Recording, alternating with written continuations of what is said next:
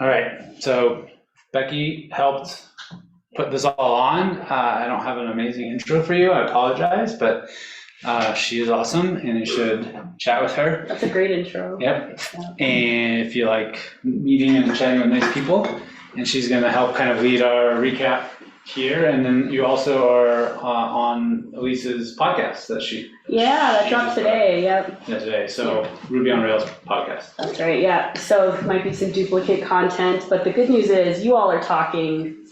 I'm just facilitating. So I already named a few people who have to talk. Otherwise, I have to start calling on names. But thank you, Rylan. Appreciate it. I don't have a fancy presentation. But I do have some seeds for questions. And of course, as soon as I started sharing, I got this note about, there we go. So let's start here. The history. So when was the first Rocky Mountain Ruby? 2010. Was it started by Marty? It was started by Marty. Yes. Of Marty Corp? Of Marty Corp. Yeah, so interesting. So it was called Mountain RV. MountainRV.com would be the domain that I think we had back in the day. And the history was that a few years earlier, I had been recruited to help run a conference called Mountain West Ruby Conference in Salt Lake City, Mike Moore and Pat Eiler. And I helped with that for 3 years. But the original idea was that that would be a regional conference that moved around the Rocky Mountain region. But Mike decided, and rightfully so, good idea, to not move around Mountain West. So it stayed in Salt Lake City the whole time. So after 3 years, I decided that that we needed a regional conference in here in the Denver area. And at that point, I had done a little bit of scouting, and the Boulder Theater, which is an amazing venue, was like, yeah, we could totally use our space for the cheap during the day. And so, yeah, that sort of, once I had that figured out, then I decided I was going to do it. Also, back then, 2010, 2009 was kind of like peak Ruby conference. Like, it was bananas back then. And there were so many regional conferences. There were so many regional conferences that we had a joint mailing list with a calendar so that we wouldn't trample on each other's dates. What happened this year? Which we, yes. Well, it happened this year because that was lost knowledge. But back then there was 20, 25 regional conferences. So it was difficult to not conflict with someone's weekend. And also the other thing was the big gorilla in the room was you hope RailsConf or RubyConf didn't pick your date, because if they picked your date, you're going to suffer. You were done. You were done. Has anyone in this room been to the 2010? Yes. Oh, we got a few. In the room we have 3. Anyone on the Zoom? I can't remember if it was 2010 or 2011. Okay, we'll give it to you. Yeah. So 4 people, wow. 2010 was the reason, that conference was the reason me wanting to come up to Boulder, so. Oh, nice. Yay. There you go. Sweet. That's That was the awesome. best venue because it was the only RubyConf that had a bar inside the. It's true. oh no, this one, we had a bar, we just Well, couldn't open it. No, but like in the middle of Yeah, it's in the middle of. right in the middle, hey, just go get a drink while talks are happening. You don't even have to stop watching talks. And so we did. We opened the bar in the afternoon, which was greatly appreciated by many. So it was. That's awesome. And so then, Spike, what inspired you to bring it back? Well, basically, so I hadn't been to conferences in years. I went to most of the ones in Boulder. I don't think I went to the very last one in Boulder, the one that came after Stefan organized it. But I was always running the Wi-Fi, and back then running a Wi-Fi in a big event was just horrible. That sounds very stressful. So I spent most of my time running back to the tech room and unplugging stuff, and I didn't get to watch a lot of the talks. So you decided that wasn't enough, so you're just going to host. Yeah, make it worse. Well, the good news is in the modern era, every venue has good Wi-Fi, so we don't have to do anything this time. So I hadn't probably hadn't been to a conference in like 2015, maybe 2014, and and then COVID happened, and I didn't go to any of the virtual ones. I didn't even come to this group during COVID because when you spend all day in meetings, it's just it's just one more Zoom meeting, even if it's people you really like. Exactly. But in last November, there was the spinoff from RubyConf. So RubyConf was in Texas, and they had signed contracts, and they had to go to Texas, but there were people who just wouldn't feel comfortable going to Texas.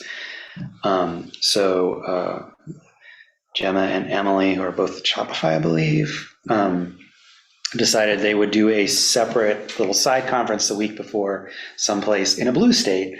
And so they picked Providence, Rhode Island, because Gemma went to Brown University, I believe. And Okay. I just went because my parents live there. I'm from there. And it's like, hey, I can, get some days off from work and go visit my parents and save my PTO.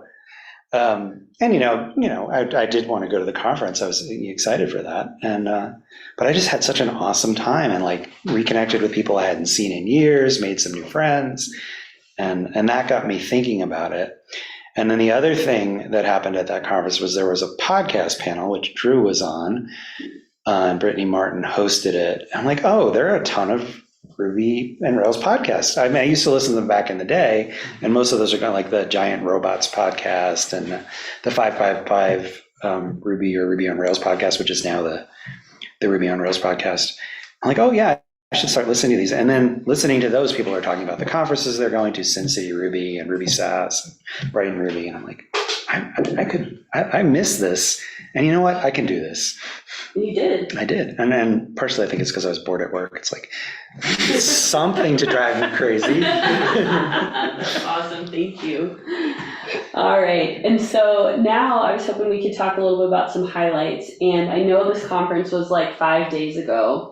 So if you're like me, you already forgot everything that happened. So here's the schedule. I didn't format this nicely, I'm sorry. But I was wondering, does anyone in this room have a talk that really stood out to them that they wanted to just give a quick recap? And why was it so exciting for you? I'll jump in just number one. The first one was really interesting to me, and I talked to Davey a lot about just the images she used with AI generation and like how she did it. That just like really struck me, although I think I may have missed some of her talk because I was like, how did you do that At the Dolly in? The images. Dolly images, but it was still, I thought, a really nice intro to the whole conference. Would you mind giving like a 2-sentence summary? It was a general framework for that she framed around what I believe is in vitro fertilization she did to have her son, and about the framework she used to help make a scary choice in that way as a single mother. But that wasn't the entire idea there. It was just like, here are many steps on how you frame it, break it down, and figure out how to make that kind of scary choice in whatever it is that's in your life that you need to address. And it could be a career choice. Some folks like, switching from like oil and gas spend to coding, like that would be a scary choice for me. So it was a framework for how to approach and break those things down and then come to terms with what that would be like. And then I think it was a general acceptance and then how to move forward. Nice. That sounds great. Thank you. Yeah, I think a lot of people mentioned this one because I think a lot of people at the conference expected to come and have 100% technical talks. And so that made it exciting for a lot of people to have an unexpected topic. Yeah, and I got to give credit to the reviewers because I knew I wanted to have some less technical, and I really wanted to make sure, because it's a single track conference, that things appealed to juniors to seniors. So nothing too technical, or maybe if there's something super technical, then something in the middle and something a little lighter. But really, the one that stands out is the Pursuit of Happiness, which was the closing talk. That didn't register with me at all, but all the other reviewers were like, you have to have this talk. And I'm like, all right, I'm going to trust you on this. And I was totally right. Panel of reviewers. Exactly. So one person right. make all the choices. Because I'm older and I'm cynical and, happiness. Screw that. Who gives it? Right. So I just really appreciated some of the talks that I thought might land, other people didn't. Some of the talks that I thought weren't going to be you know, as interesting, were clearly interesting to people. So that really helped like form what got in the list. Did you bookend the conference like that on purpose? Yeah. Okay. Yeah, I mean, and Marty helped me with this, but starting with, you know, putting the two non-technical talks first, putting those two on the first day, the Poro and Extracted Class, those like seemed like they fit really well together. Marty also called that out. And I knew on the second day, I wanted to have that Hanami talk, Brooks talk, and to have the TurboFrame talk, because they're similar, different, very different approaches to similar things. I wanted them in the same day. And also, you know, kind of, I'm just winging it, but it worked out well. It was like, you know, if the last talk's going to be non-technical, let's have a very technical talk right before it, Sure. so people get both things. Nice, thank you. And I knew that I wanted to close day one with Drew's talk, because I had seen it before. And I knew it'd just be fun and get the energy up, because that last talk is tough. Like, everybody's tired. Yes. And to have one that's like full of energy, that was good. Awesome. I think we'll get back to Drew's talk, but it looks like Melanie, you had something. Yeah, I was really struck by the accessible by default talk. I'm new to software development, and I hear this word, accessibility, thrown around a lot, but I didn't really have a hard concept of what does that mean? What does it look like? How do you identify it? And watching someone kind of walk through and using Axe and be like, okay, this is what we did, was just really eye-opening. And I feel like I want to go research that direction a little more. It's just really interesting. Thank you.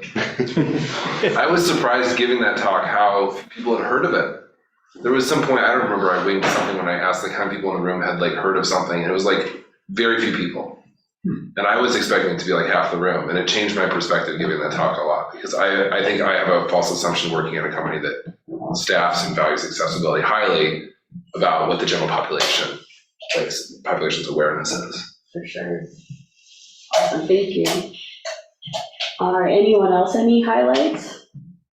Melanie said what I was gonna say, but yeah, everything about that was great. And how honest you were about GitHub and how they work, and how, you know, we're not doing the best right now, but we could all be doing better. So yeah, I really appreciated that. Thanks. I did not enjoy the fire coming back up again. I had my PTSD, even though was not affected the same way you were, but I was like, not this again. So your warning was nice. Yes. But I do like the way you tie it in, and the temporary brain damage that you had was just really impactful. Now I just have a kid, which is another form of brain. Won't remember. It's fine. Yeah, it just gets worse and worse. You won't have any short-term memory. Awesome. So Drew, I don't necessarily want to like pick on you, but I think we all enjoyed your game show quite a bit. And it was a great way to end the day. How did you come up with this idea to take esoteric Ruby syntax that none of us should even know Or use. and judge us on it? How long do you have? That's a long story. The very short version is I just had collected weird bits of Ruby. Some of those questions directly came from a code base I was working in, and like had issues figuring out what was going on. I'm like, I'm not the best Ruby developer, but I've been doing this for a few years. I shouldn't be this bad. Yeah, and I had just collected them and was sitting on them, and then I needed to come up with a talk. And I was trying to turn it into like a circus act where it's like some sideshow of like, don't do this, it's terrifying. Someone faints in the background. And I couldn't get it to work, but then the game show came to me. I'm like, that's great. I don't want to stand still at a podium. I don't want everybody to know my heart rate is through the roof. So if I just move around a lot, it just looks like I'm high energy. And thus a game show was born.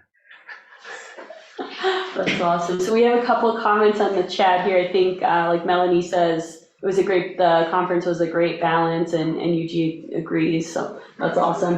What I want to say about Drew's talk is, so, you know, I opened up the RFP, I put up a forum, and people came in, and there were the first three talks were Joel, Brooke, and then Drew. Submitted, the first three submitted? The first three submitted, Okay. right? And then a bunch more came in, and you know, people who do the reviewing saw them, but it's like, all right, just with these three talks, I've got enough to get started. Like, it's going to be okay. And so I was really pleased with that. Drew, how did you find out that we were having a conference over here? Probably Twitter or X or whatever the hell he's calling it. I assume that, but who knows? I don't remember. Okay. We're working on our marketing plan for next year, so. I have a question for Drew. Drew, did you ever see any of the game show sessions that we did at RubyConf? I'm curious. Like there's a Ruby Minute. Like I'm kind of curious if you'd ever experienced those or seen those or, yeah. No, but I'm gonna look them up now and steal a lot from them. Right. Yeah. Great artists. Awesome. Alright. Everything's a remix. Any other highlights? How about a technical talk highlight? A highly technical talk highlight.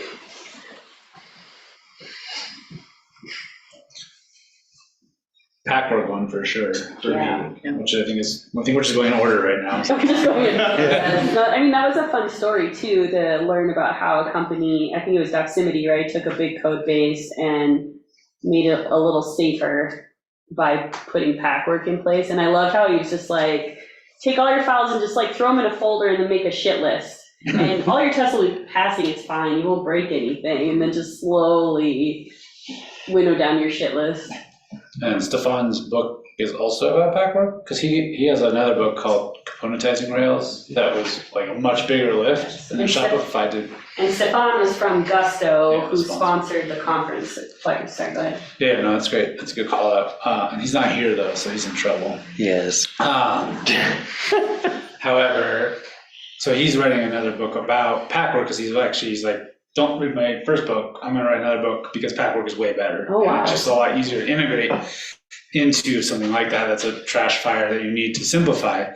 So I bought the book a year ago, but it was like a third done. So I'm curious how his progress is. Nice. Yeah, I think like for Stefan, a lot of that work, as I recall, emerged from things at Pivotal Labs back in the day, and like just trying to strive for a solution that allowed you to do that. And I think that just, this is the best we had back then.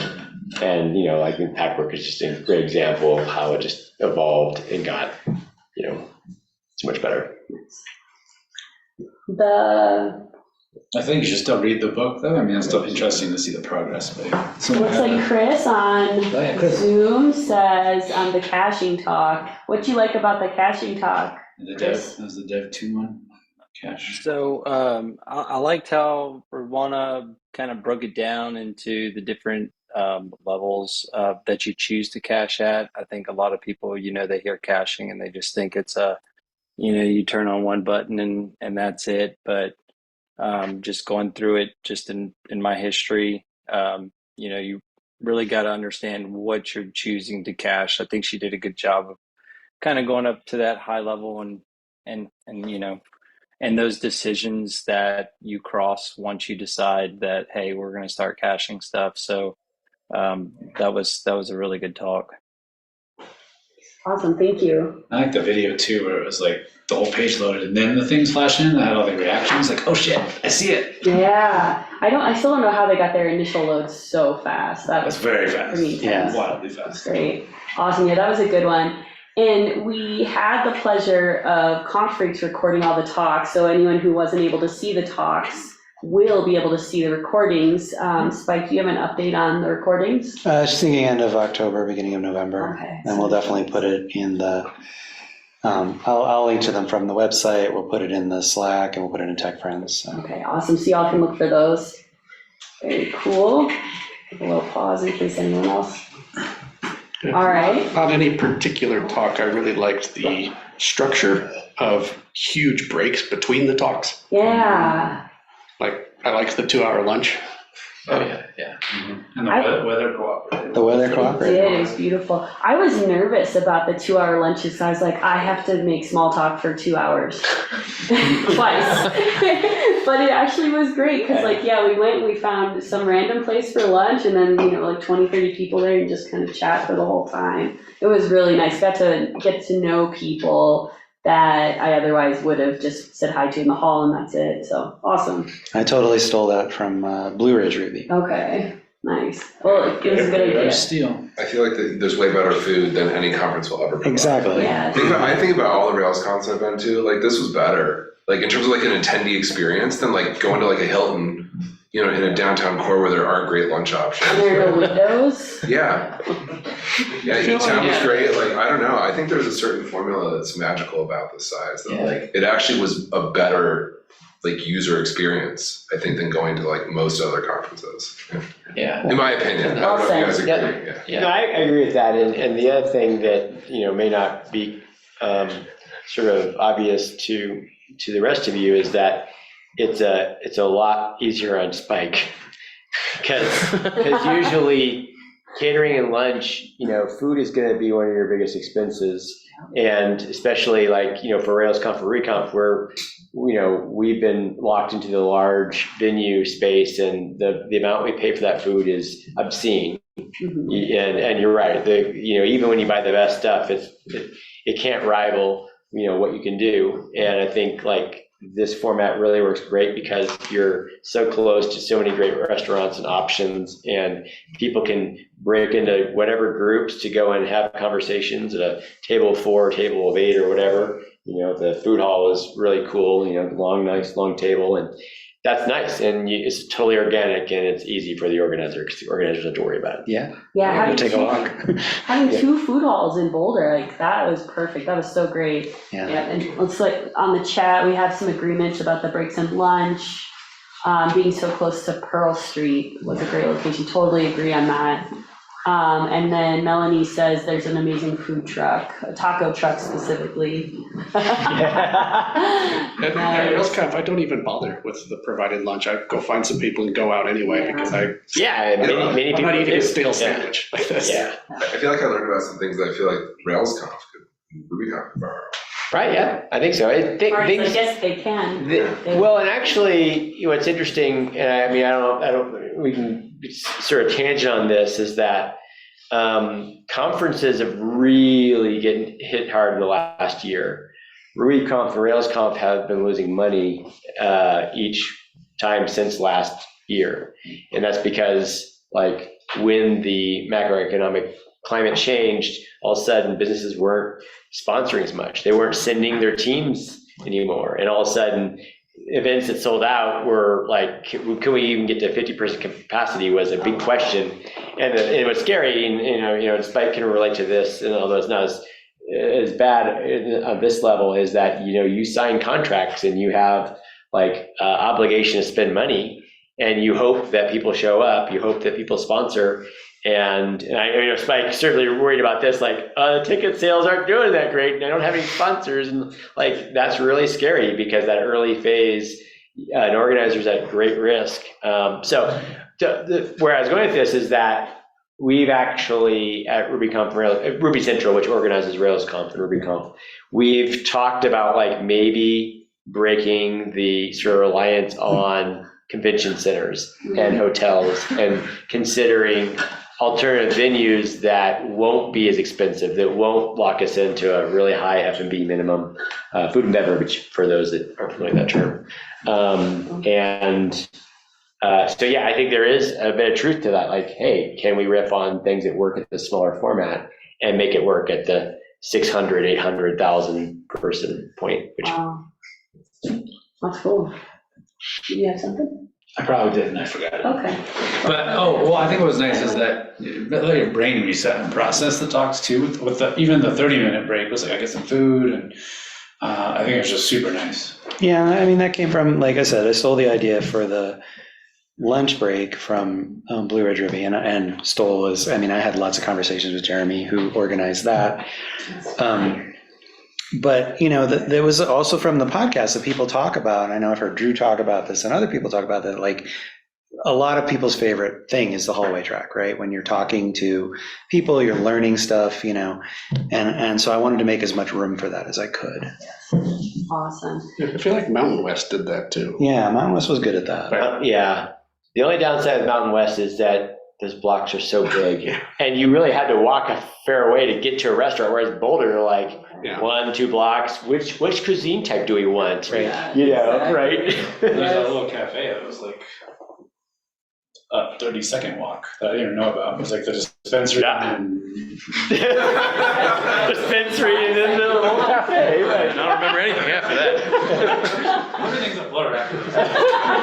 For some reason. But no, there's that cool little cafe that was right there. I don't know what it's called. Yeah, I can't remember their name either, but I they're want to say like, it's Noonie or something, but they're like it's a cool little like, some kind of Scandinavian cookie place. It's like, Yeah, you could fall into that place from the front door of E-Town.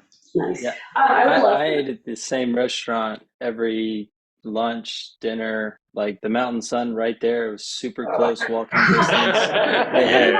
They brewed their beer in it. And it was like, okay, well, I found my spot, you know? That's awesome. That's The Mountain Sun's a Boulder institution. They do Yeah. suck you in, make you feel at home, and then you stay there. Oh, it's good. I was trying to go through all their beers, and I'm like, I'm not going to make this, especially not being acclimated to the altitude. Yeah. I'm not going to make it. yeah, love it. stout month. Yeah, Stout Month is in February, so if you like stouts, that's their big thing. Yes. Oh, well, give me a reason to come in February. There you go. Stout month. Skiing and That's it.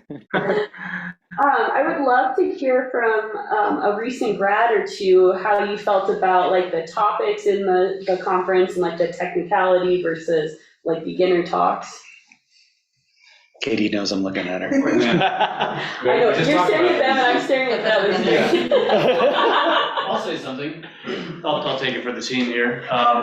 Yeah, as a recent grad going to this, I was a little nervous about it being way over my head, but the topics, like really the only one that was really over my head was Brooks. And Moncefs for that matter. But like other than that, it was like very digestible. It got me psyched on coding some more, and going to work on Monday with Becky was just like, oh my God, I want to do all these things from the conference, and like we got to do this now. We have like other pending things that happen. I want to shift priorities, and That's but no, not it was like all fantastic. And then like the people, like I've always going through touring, Jeff Cashmere always talked about the Ruby kind of community, and it really kind of emphasized it there, where how great the people are, how willing they are to talk to one another and like learn and share and everything else. And it just it just felt very welcoming as a newcomer as well. So just all around, just fantastic experience. I think I shipped 2 PRs before 8 a.m. because I was like, I gotta get this refactor in that I learned about at the conference before anyone denies it, like wakes up and says no.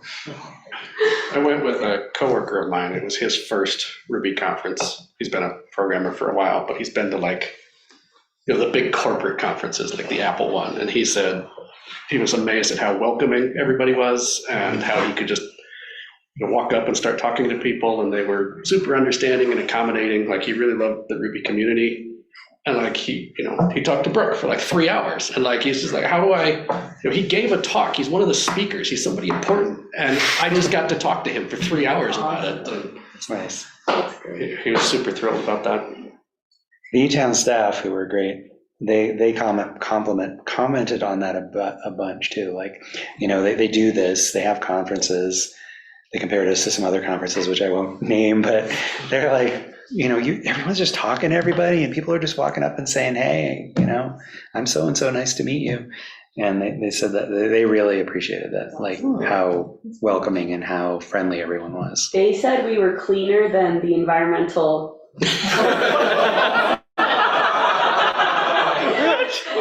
All I gotta say is that Tagline for next as year. they say, if someone gossips to you, they're gossiping about you.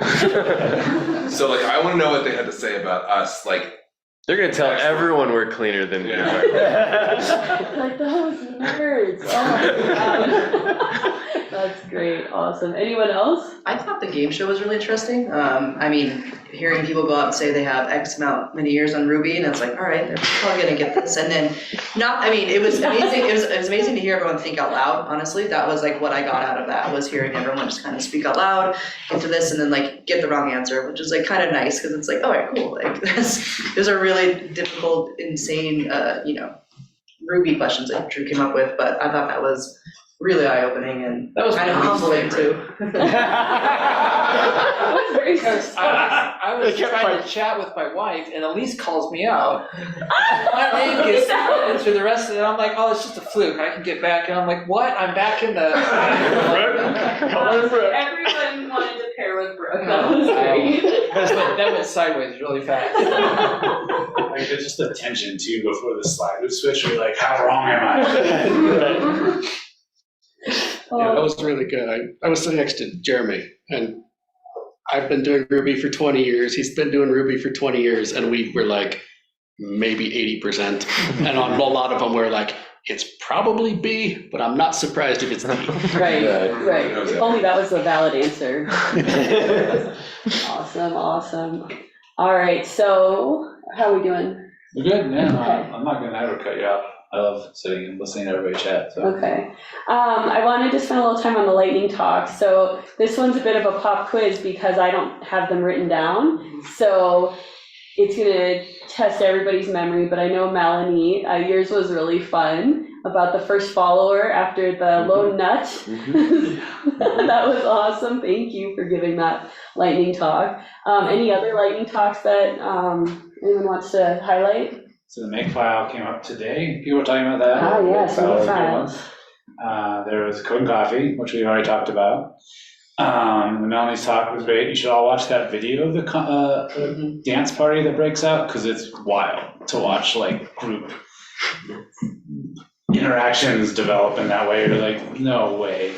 Right. And I saw it happen at Chautauqua last month. Oh, did you? Yeah. That's At Herbie Hancock show. I'm ranting forever. Anyways, one person went up and did it. I was like, you are awesome, lone nut. And then like 10 people showed up, like dancing in the aisle. I was like, oh. And then so it like tied right into what she was talking about. So somebody has to have the like chutzpah to really go for it, and then it's a thing. All right, Melanie, you're up. Yeah, I was really hoping Sam's lightning talk was actually going to be about him boiling water. But you know, he did great though. He did great. Yeah. Wait, what was Sam's talk? Was that Makefile? Because he did say boiling water and then switch. He did. That was because I couldn't read it it. I'm was- like, what does this say? Something about boiling water? The what? He had the security patch? Yeah, Oh, the security, security patch. yeah, security patch. Yeah. I'm at high altitude, so like boiling water is difficult. So I, you know, It's true. Eggs take so long. Rice, oh, Pressure cookers. pressure cookers in your Pressure future. cooker. What was the boiling water? That was security patches? Yes. As a security patch, yeah. Okay. In Ruby Central? It was, Yeah. yep, for the Yeah. Ruby Gems. Ruby Gems. And his actual title actually didn't look on the computer screen anything like boiling water, so I love that his handwriting did look like boiling. Nice. And then there was the Makefile one. That was, and I think you were talking about that on Slack this. Oh, I was just Matthew. psyched, where it's like, you know, some communities, if that's integral to the workflow. Other communities, like we use Rake sometimes, but only in the Rails context, and it's just not how people think about it for years. So people can come in to be acquainted with different technologies at different points.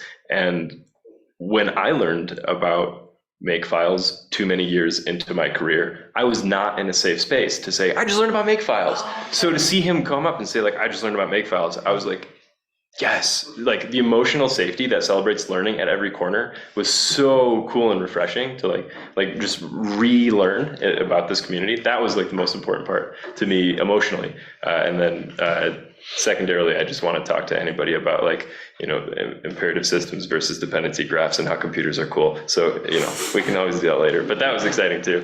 There was also the super spreader gem one. That was good. Yeah. So that Can you give was us a summary on that one? Doximities. Yeah. Yeah, it was someone from Doximity. It's a gem to just sort of to do, like if you have to do a data. Massive data book. If you have a Yeah. backfill that exceeds a time limit, Yeah. then you can spread it across weeks. And so it Batch it up and right. It's effectively like in batches on crack. map reduce for your Right. for your data migration. And just magically chunking it up and doing it over a long period of time so you don't have to worry about it.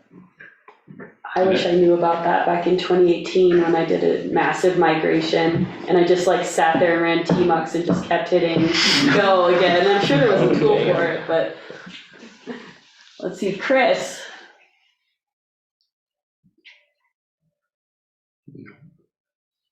Yeah, on the super spreader gym, what I thought was cool is that you could update the config during the running of the batch process. So, you could say, hey, I'm peaking out whatever RAM CPU and kind of tone it back a bit, which I thought was pretty cool because I've had some batch processes kind of run away from me and it's like, we've got to restart, like, sorry, So I thought that was pretty cool. Yeah. Awesome. Any others? I think we hit most of We hit them. most Yeah, I of think them. so. Yeah, most. I still have the big Post-it note, just to, Yeah. We I should don't- post a picture of that on Yeah. Slack so everyone can remember. I Yeah. should do that. Awesome. That's great. All right. And then, of course, pressure's on. Big question. What should we do differently next time?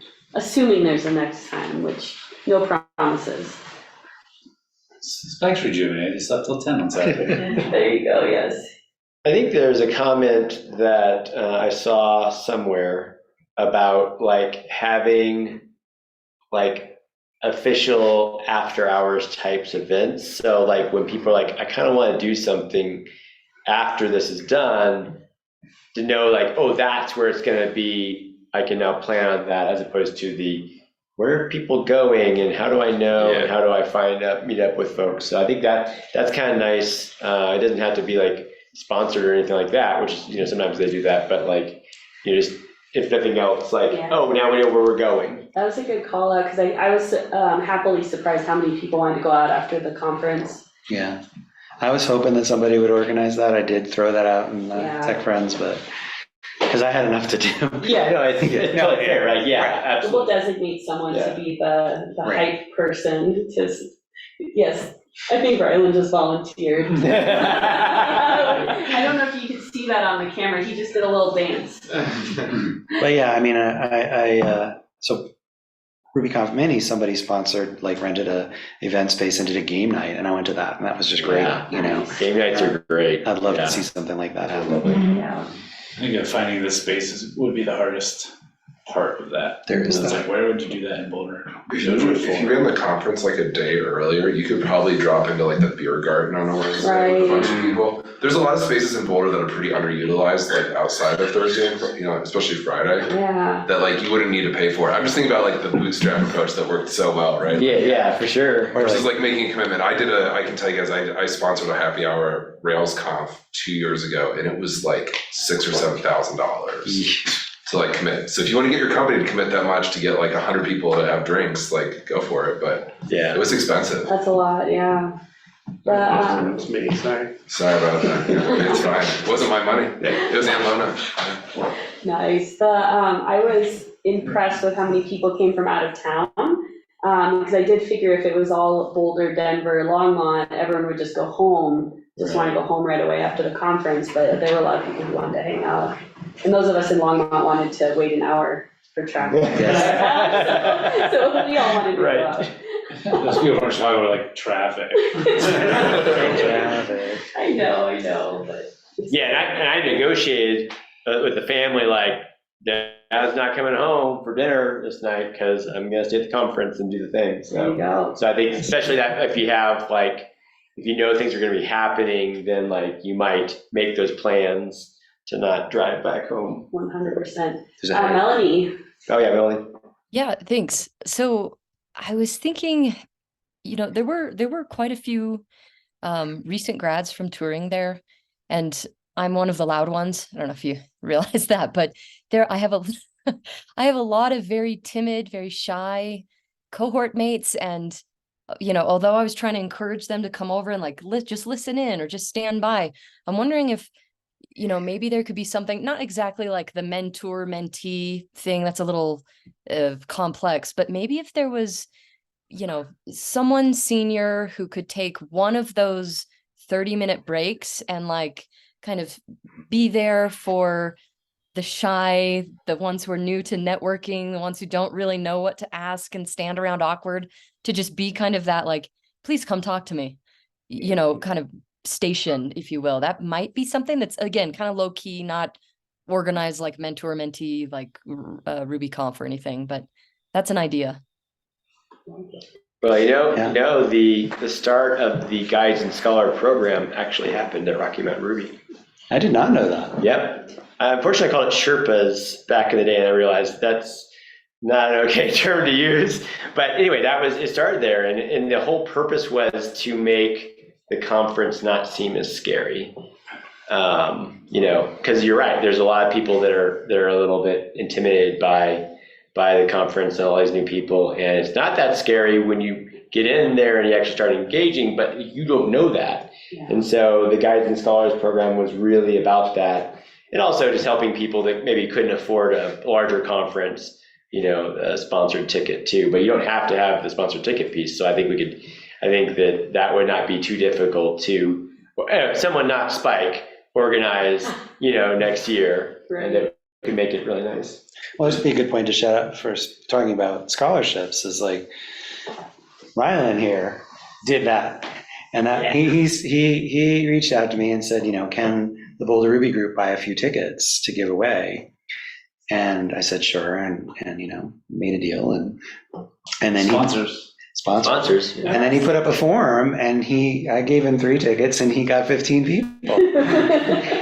And so, as last minute ticket sales, basically for every ticket that got sold in the last week, I gave him another one. And in the end, everybody got one. And I thought that was great. It's like, let's get as many people in the door as we can. Wow, thank you. Yeah, that's great. That was awesome. Thanks, Ryan, for doing that. I Yes. feel like Santa, so. You get it, Oprah, you get a ticket. Right. There we go. That was great. It was something I wanted to do, and then something I didn't have to do, other than like, okay, here's another 5 tickets. Right. Yeah. Yeah. I feel like there's an intersect of the, like, I as a new person to the industry, don't know how to small talk, and like formalizing the hallway track in the context of like, what can we do next year? Like I've seen like some conferences where it's the Post-it note instead of just lightning talks of like, on this break, let's talk about food. On this break, let's talk about bar. And it kind of breaks it down a little bit. Where That's a fun idea. if you don't want to just walk up to a rando and say like, hi, nerd stuff. I did that 4 times. I literally said that, and that's my intro. It works great. Some people are Yeah, not everyone likes doing that. So like, instead, I like that idea. yeah, Yeah, like a post, like 5 posters at like different topics. yeah, just like I want to talk about whatever, and then yeah. Fun, I love it. All right, that's one in the notes. Yeah, that was so I did New to Boulder at Boulder Show Week a lot, and so we would get 5 to 10 locals who are Boulder experts, quote unquote, and then be like, 5 people go with this person to this restaurant. So I think that might be nice to formalize the lunch thing where people don't just kind of wander out and stare, like, Have a lunch guide.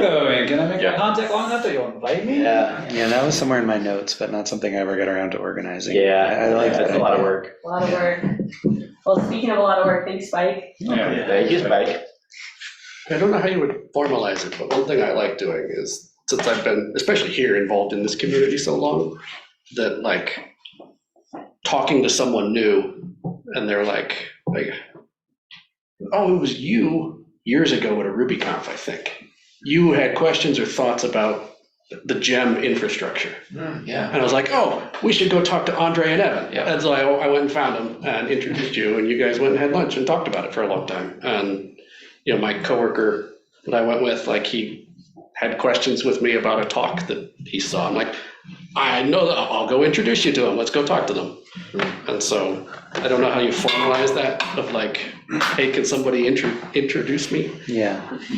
I do think and you also got to strike a balance, right? You don't want that free time to be too formal. Yeah. But definitely, when I first started going to conferences long ago, I was super shy and I wouldn't talk to random people. And the best times I ever had was when random people like came up to me Yes. Yeah. And said nerd stuff. and said nerd stuff. Yeah. Spike, my feedback and Becky would be, don't change anything. Yeah. Don't feel like you need to change anything. Okay. I thought it was great. Oh, that's awesome. That's good feedback too. Yeah, like you can change things if you want, but like I thought it was great as it was. I wouldn't feel like you need to change it. Thanks, Joel. That's my. Anybody on the Valid. call want to jump in? I know, speaking of shy, folks? Anybody have any other thoughts? There you go. Is that Chris? That's yours. Yeah, Chris, go. Yeah. So I wouldn't. I'm in agreement. I wouldn't really change anything exactly, but I do like the idea of having something like after the, in the afternoon, maybe not in 30-minute sections, but like, hey, look, after the talk, there's going to be, even if it's not a sponsored drink thing, just like, hey, we've got a space where people can go talk after. That I think would be good to kind of, put a little bit of formalizing around it without people feeling obligated or, I've got to do it in between this 30 minutes. But I mean, best conference I've been to as far as for being able to meet others and people just talking to random people. It was great. Awesome. I felt like I at least had talked to everybody at the conference by the end, which was kind of cool. You don't get that at RailsConf.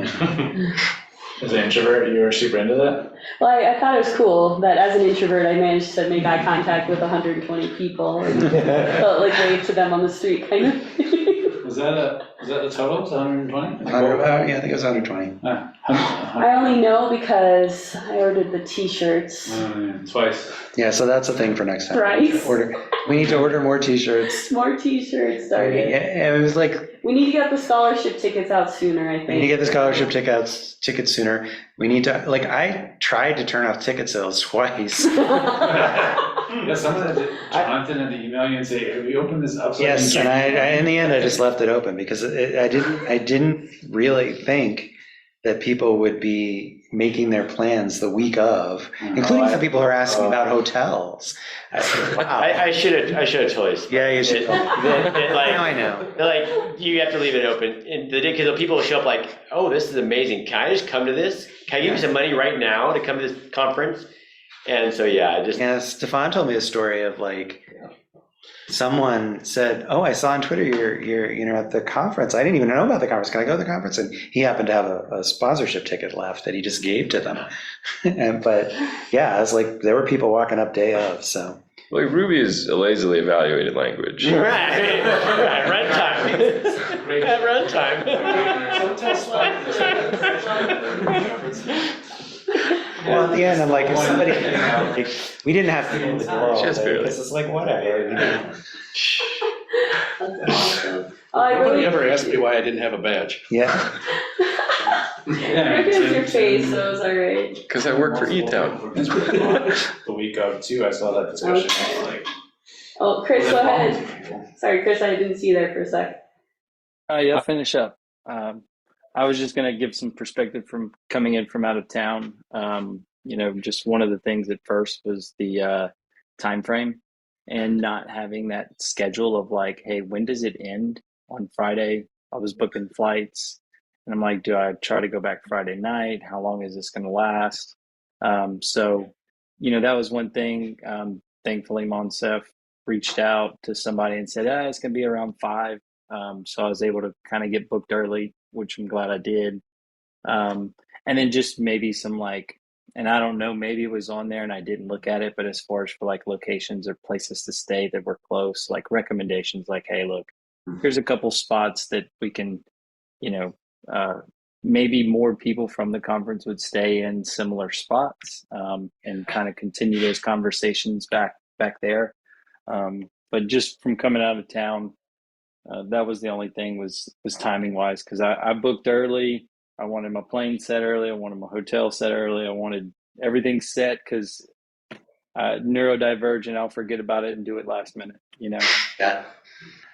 Yeah, no, that was definitely something that I'm aware of, that I needed to get the schedule out sooner. And I was obsessing over it, so that's why it didn't go up. But I could have at least put the start and end times up and things like that, even before I nailed the schedule. Yeah, I think there's you can, and we don't really do this at RubyConf or RailsConf, but it wouldn't be a bad idea to say, here's the general flow of the event, starting times, end times. Any events you can just start to put them onto the schedule, and then later on you're like, okay, now the meat of the program is now published, and you can see when talks will be exactly. Yeah. Could you open up the Slack as soon as you buy a ticket, so you could start to Yeah, that's a good idea ask too. these kinds of questions or Yeah. set Have an things FAQ apart. page, yeah. Yeah. And also along those lines, I wanted to do more with the guide, and that was someplace where, just time and whatnot didn't quite, I did want to have hotels in there. I wanted a little more about restaurants. I wanted a little more about like just random activities. And that is something that, well, now I have a whole year to work on that. But the guide was that Slack thread on Tech Friends though, Yeah, right? that was part of it, yeah. But yeah, there's definitely, I do have a huge list of like, and a big part of my list is like, all right, we need to order t-shirts earlier, as, Becky could tell the story about ordering t-shirts and designing them on a hangout. We need to order more of them, and it's okay to have some left over. Same with badges, things like that. Everything needs to happen like 2 weeks earlier than it did, so that it's less stressful. Yeah. Yeah, and Everything worked have out. badge blanks. Yeah, we did have badge blanks, we We went did, through them. but have like a lot more than you think. Yes. I had 20 and I needed like 40. So Right, yes, yeah. double the badge blanks for sure. But he's got two sides. To like reuse them. Just cut it in half. Well, this was the guy telling us about how to infinitely stream a library book between an infinite number of people. One bite. Drew says run the podcast ads earlier so that the word's out sooner than maybe. I only thought of that at the last That minute. was a good idea, was to. Melanie has a comment here. Oh, Melanie says she applied for the scholarship, but because she had to plan ahead, she had to buy a ticket. So, getting those out earlier might be good. Yeah, some good stuff here. Very good stuff. Thank you. I could note on that one that if you apply to speak at a lot of conferences, they save you a ticket Yeah. at the price that it would have been when you apply to speak. So you could do that for the scholarship applications, be like, okay, you'll get the early bird price if you get the scholarship. That's a You won't good feel the idea. pressure. Okay, I like that. Sorry, I take what I said earlier. You had one feedback. No, sorry, Joel, we don't get to change anything. Sorry, sad. We have it on the record. We're still recording, so Yeah. I know that It's you. true. No, that's good. That's all good. Thank you. That's all I have. It's been a lovely discussion. Thank you, everybody. I really appreciate it. Any final thoughts before I stop recording? And then the real thoughts come And in? then the real thoughts. Well, I do want to say thanks to everyone. I mean, Becky and Katie and Rylan and everybody else who helped.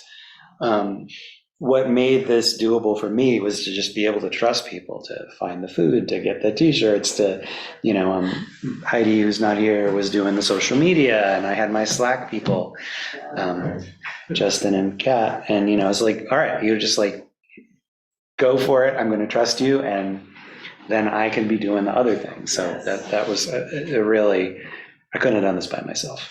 Thanks, Spike. Thanks, volunteers. Spike. I know it.